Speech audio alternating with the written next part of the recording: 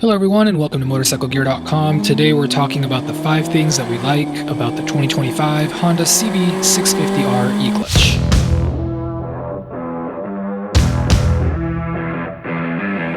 Now before we dive into the video, we do want to give a big shout out to our partners for supporting our channel and for helping make these videos a possibility. And of course, we do want to thank Honda as well for providing us with this 2025 CB650R E-Clutch for review. Now, if you're not familiar with our bike review series, they all come in a 3-video format. The first video being the full review, which features the first ride impressions, the specs, the overall review, and we answer 2 important questions. 1, is the bike worth buying? And 2, if we would buy the bike with our own money. The second video is going to be the 5 things that we like about the bike, and the third video we're going to talk about the 5 things that we don't like about the bike. Let's go ahead and jump into this video and talk about the 5 things that we do like about the 2025 Honda CB650R E-Clutch. Now before we dive into the list, I do want to call out 2 things. 1, the CB650R is the naked version of the CBR650R. There's just that 1 letter difference. The 2 bikes share a ton of similarities, including the engine, performance, pretty much all the parts,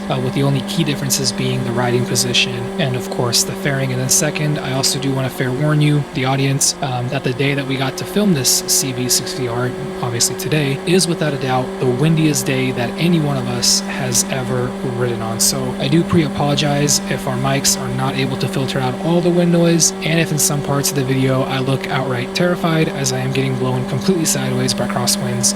So hopefully as we go it will get better, but still wanted to give you the heads up because so far, just seeing how bad the palm trees are moving, feeling the wind hitting me from the side, it is ridiculously windy. But anyway, let's go ahead and jump right into the list. So number 1 on the list of the 5 things that we like about the 2025 Honda CB650R E-Clutch is going to be the looks. Now, this bike looks absolutely killer. I really love the looks of it, and it has this kind of retro futuristic vibe going on. The matte gray paint is awesome. It's known as pearl smoky gray, and I really like the bronze accents and the bronze wheels as well.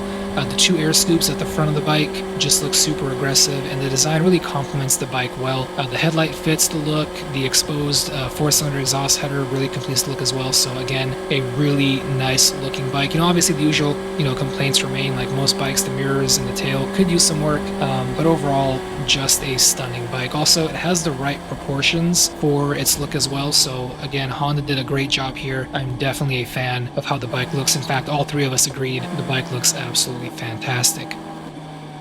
Alright, moving on, number 2 on the list of the 5 things that we like about the 2025 Honda CB650R is going to be the overall practicality, daily functionality, and value for the money. Now look, there are plenty of bikes out there that are a lot more sporty or are a lot more capable in very specific categories, but those bikes are also built with a specific purpose in mind, in case if you look at, for example, the Honda Fireblade, obviously it's a way faster bike, a way better handling bike, a better performing bike overall than this one, but again, it is specifically built for that purpose, and it costs over 3 times more. Now the CB650R, however, is a perfect example of a bike that is designed to be a overall good, happy street bike. It's going to be fun on the street, meaning that it has a good power band that is going to work both in high speed and low speed situations. It'll be great for commuting, it'll be great for canyon runs, it'll be great for spirited riding. As a whole, it just kind of fits all the different categories that a daily motorcycle has to fit into, and it does them all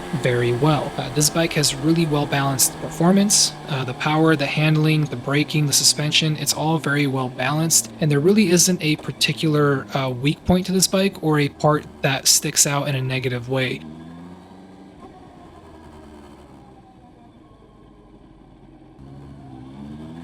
It's all kind of even across the board, which makes the bike really fun to ride. Additionally, the value for the money is really hard to argue. This bike comes in at under $10,000 and you get a whole lot of motorcycle for that price. And what's even crazier is while we're out testing this bike, we found out that for the 2026 model year, Honda is actually lowering the price, which almost never happens. Typically bikes get more expensive year after year, so seeing a bike that has a already awesome value proposition get even cheaper is super awesome. This has to be one of the funnest bikes in that $9,000 price range. So again, a lot of value for the money and an excellent street bike.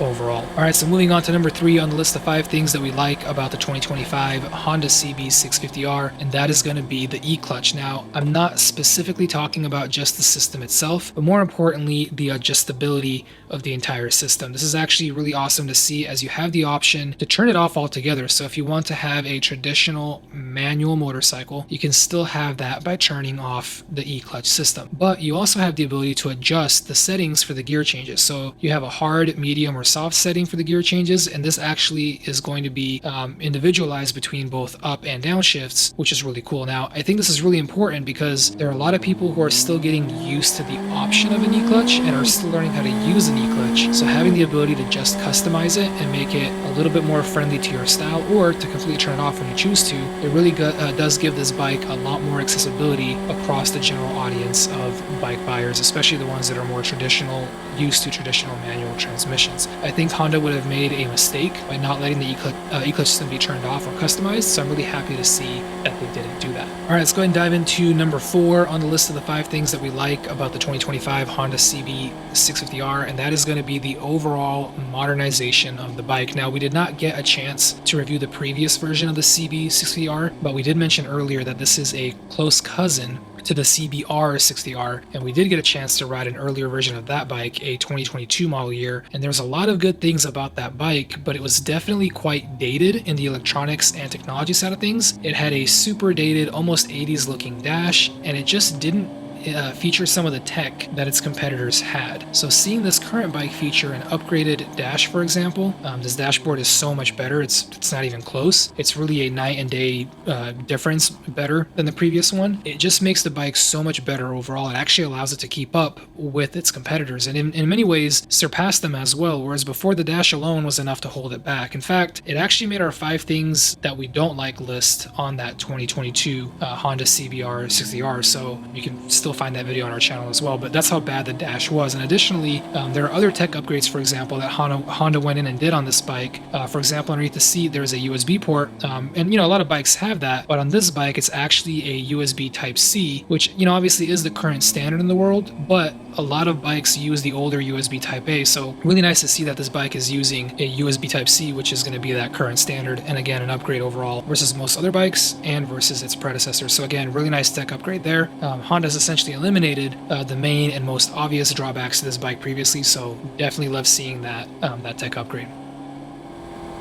All right, and then last but not least, talking about number 5 on the list of 5 things that we like about the 2025 Honda CB650R, and that is going to be the engine. So not just the performance of the engine, I mentioned performance earlier, but the engine choice in this price range, in the $10,000 and below, and sometimes even kind of the $12,000 and below segment. A lot of brands are, taking the cheap route. They're taking the economy route, which is going to be a parallel twin motor. It's no secret, parallel twins are cheaper to make. They're easier to mass produce. They're really just a better, more economic choice for a bike that doesn't cost a ton and a bike that a company is not making a ton of money on. Also, additionally, those parallel twins can really cross between an adventure bike, a cruiser, a naked bike, a sport bike, whatever variety of bike a company wants to make. Again, a really nice way to be economic and save money. But the problem with that, to me anyway, is parallel twins are engines that have, and again, this is just my opinion, but they're the engines that have the absolute worst sound out of all the engines that are currently produced. And I mean, parallel twin doesn't compare well in the sound department to a 3-cylinder, to a V4, to an inline 4. On top of that, parallel twins don't quite have the same character and the same soul to me as the mentioned 3-cylinders and 4-cylinders. And also, if you're kind of sharing an engine between a cruiser and a sport bike and a naked bike, it kind of makes them all feel very similar. And again, you don't have that feel or that soul. So what I love about the CB650R, and again its cousin, the CBR60R, is the fact that Honda decided not to do a parallel twin. And keep in mind, Honda has multiple parallel twins they could have used. Honda instead decided to do a 650cc inline 4, which is unheard of in this segment. It's unheard of in this price range. So really cool to see that Honda did something different. They didn't follow the economic trend, they didn't follow the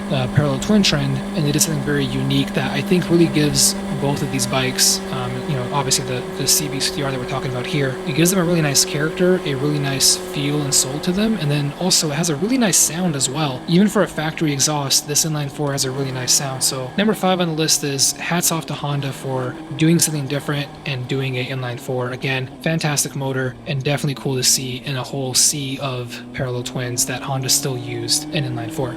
Alright guys and gals, that is going to be it for our list of 5 things that we like about the 2025 Honda CB650R.